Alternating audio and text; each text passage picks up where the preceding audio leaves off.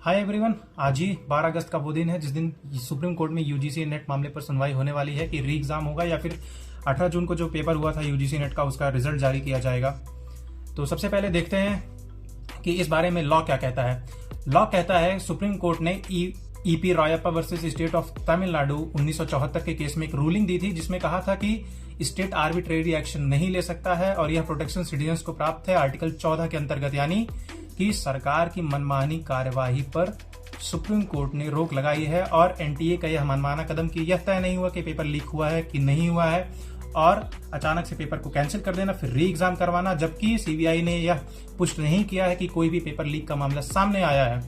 और इसलिए आज एक बार फिर जो दोबारा से पीआईएल फाइल हुई है उसके ऊपर आज 12 अगस्त को सुप्रीम कोर्ट ने सुनवाई है। तो आगे आइए देखते हैं।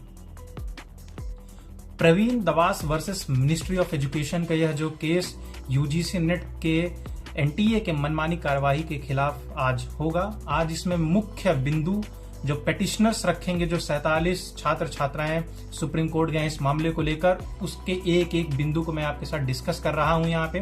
तो जो सबसे पहला मुद्दा है वो है stay on re examination. Re examination पर जब तक सीबीआई इंक्वायरी कंप्लीट नहीं हो जाती है तब तक दोबारा से एग्जाम ना ली जाए, या तो पहले सीबीआई इंक्वायरी पूरी हो जाए उसके बाद आप री एग्जाम लीजिए।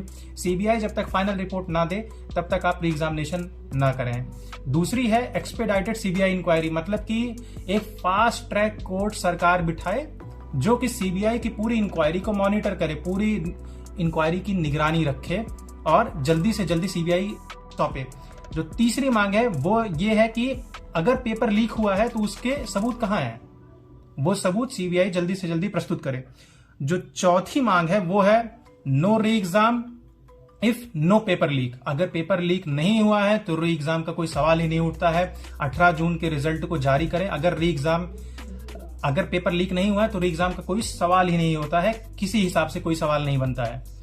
जो पांचवी मांग है वो ये है कि अगर पेपर लीक कंफर्म भी होती है तो सिर्फ टारगेटेड री एग्जाम हो, यानी कि सपोज करिए अगर आप मध्य प्रदेश के किसी एक जिले में पेपर लीक होती है, उत्तर प्रदेश के किसी एक जिले में पेपर लीक होती है, तो सिर्फ उसी जिले का री एग्जामिनेशन कराया जाए। पूरे ऑल इंडिया के लिए एक री एग्जाम ना करवाया जाए। इससे पब्लिक रिसोर्सेज का भी वेस्टेज होता है और छात्र छात्राओं के टाइम का भी वेस्टेज होता है, उनके रिसोर्सेज का वेस्टेज होता है। उनको एक जगह से दूसरी जगह आना पड़ता है, उनको अपनी तैयारी जो दूसरे एग्जाम्स कर रहे हैं उसको शिफ्ट करके फिर से यूजीसी नेट उसी एग्जाम को दोबारा से देने के लिए उनको वही तैयारी करनी पड़ती है।